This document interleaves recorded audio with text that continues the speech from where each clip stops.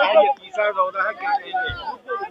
नहीं, जिन जिलों में भी मैं पदयात्रा नहीं कर पाया हूँ वहाँ पर मैं वापस जा रहा हूँ और लोगों से छोटी छोटी सभाओं में मिलकर जन स्वराज की जो परिकल्पना है, जो प्रयास है, उसके बारे में बताने का प्रयास किया जा रहा है। ये कोशिश है कि जमुई की जनता भी जन स्वराज की जो परिकल्पना है, जो सोच है, कैसे आप गरीबी से निकल सकते हैं, उस रास्ते को देखे, समझे, सुने और अच्छा लगे तो उससे जुड़कर बिहार में एक नए व्यवस्था परिवर्तन का जो आगाज हुआ है उसमें अपना भागीदारी करें। प्रशांत जी, बिहार में आपने ऐलान किया है कि नीतीश के गांव से बिहार बदलाव रैली का आगाज करेंगे, वजह क्या है? नहीं, बिहार बदलाव यात्रा जो है वो नीतीश के गांव से नहीं, वो जेपी के गांव सिताब दियारा से 20 मई को शुरू होगा। नीतीश के गांव में मैं जा रहा हूं 11 मई को कल्याण बिगहा में।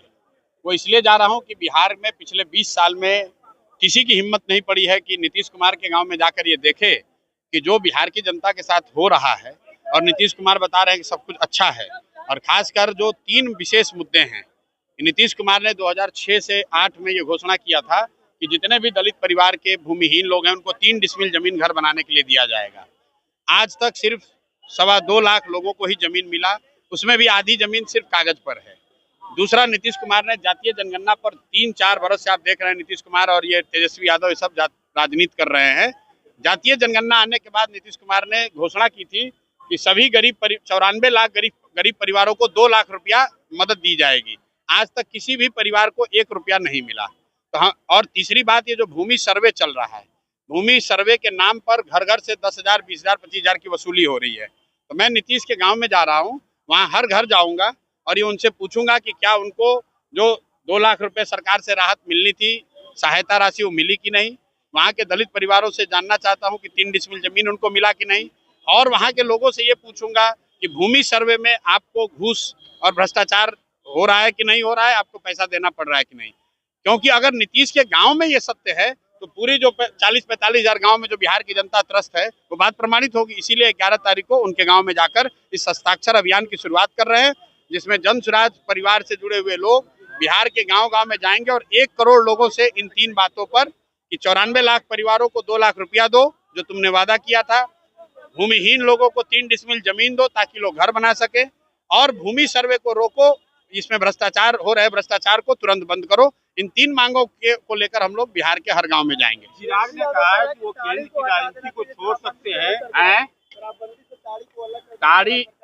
शराबबंदी का जब कानून आया तो 2016 में तेजस्वी यादव उस समय डिप्टी सीएम थे, उप मुख्यमंत्री थे। कानून लाने वाले तेजस्वी यादव हैं।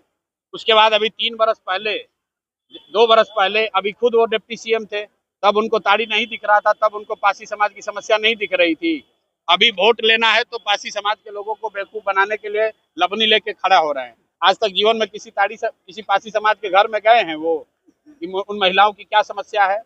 जन स्वराज पहला दल है, प्रशांत किशोर पहला व्यक्ति है जो पिछले 3 साल से कह रहा है कि ये फर्जी कानून है, शराबबंदी का कानून कहीं लागू नहीं है। आप यहाँ भी अभी हम पूछे, आप देखे होंगे महिलाओं से, शराबबंदी के कानून में सिर्फ दुकान बंद है, घर घर में शराब बिक रही है, गरीब आदमी परेशान किया जा रहा है, सरकार का 15 से 20 हजार करोड़ का नुकसान हो रहा है। तो अगर कानून हटाया नहीं जाएगा तो इससे 15-20 हजार करोड़ रुपया जो ये नेता और भ्रष्ट अधिकारी लूट रहे हैं और बिहार के युवा सूखा नशा की ओर बढ़ रहे हैं। मैं अभी रोज कह रहा हूं कि जैसे उड़ता पंजाब आपने पिक्चर देखी थी, थोड़े दिन में उड़ता बिहार देखिएगा। गांव-गांव में लड़के सूखा नशा कर रहे हैं, गलत शराबबंदी नीति के होने के नाते। प्रधान जी, पहलगांव मामले को लेके प्रधानमंत्री मोदी ने सेना को खुली छूट दे दी है। अब कहा है कि सेना ही तय करे टारगेट, समय। भाई, देश की विदेश नीति, सुरक्षा, इन बातों के लिए ही तो हमने अपने केंद्र में मोदी जी को चुनकर बैठाया है। तो अब उनकी जिम्मेवारी है कि राष्ट्रीय सुरक्षा के लिए देश के हित में जो निर्णय लेना है ले। उसमें सारा देश का पक्ष विपक्ष, नेता प्रतिपक्ष सब लोग शामिल हैं। हर बात के लिए हर स्तर पर कमेंट्री हो ये जरूरी नहीं है। देश की राष्ट्रीय सुरक्षा का मामला, विदेश नीति का मामला केंद्र सरकार का मामला है और सब लोग पार्लियामेंट के साथ हैं, देश की जनता के साथ हैं। जो भी निर्णय वो लोग लेंगे उस पर। लेकिन बिहार में जो है एनडीए के 9 पार्टी जो है 1 to 9 है। अब प्रशांत किशोर तय करें या विपक्ष के दल की, वो कितने नंबर पर आएंगे? भाई, उनके पास पास कोई ऐसा थर्मामीटर है तो वो जानते होंगे। चुनाव में अभी 6 महीना में पता चल जाएगा कि कौन कितना पॉपुलर है। प्रशांत जी, आप विपक्ष और आपकी भी पार्टी ये सवाल उठा रही है कि 24 आतंकवादी हमले हुए सिर्फ मोदी के राज में, ऐसा क्यों? देखिए, आतंकी हमले पहले भी होते रहे हैं, अभी भी हो रहा है। जो भी नेता आकर ये नारा लगा रहा है कि हम आतंक को खत्म कर दिए, हमको वोट दे दो, वो गलत कर रहा है, क्योंकि आतंक और आतंकियों की जड़ें इतनी गहरी हैं कि वो एक नारेबाजी से खत्म होगी नहीं। पिछले 2-3 साल से ये माहौल बनाया गया है और कुछ उसमें सच्चाई भी है कि आतंकी घटनाओं में कमी आई है, लेकिन जो घटना अभी पहलगांव में हुआ उससे ये स्पष्ट है कि वो अभी आतंकी पूरी तरह से खत्म नहीं हुए हैं और देश को नए रिजॉल्व के साथ उससे लड़ने की जरूरत है। पुलवामा के रूप में देखा जाए क्या? लोकसभा चुनाव के पहले पुलवामा हुआ, बिहार चुनाव अरे के पहले भाई, इसका क्या लेना देना है? हर आतंकी घटना पुलवामा की घटना भी निंदनीय थी, ये भी घटना निंदनीय है। अभी भी नहीं निकल पा रहा है एनडीए और महागठबंधन, आप कैसे उसको निकाल दीजिएगा? जात पात से कैसे उबार दीजिएगा? जनता को निकलना है, जनता को गरीबी से निकलना है, जनता को अपनी गरीबी से निकलना है, जनता को किसी दूसरे चीज से मतलब नहीं है।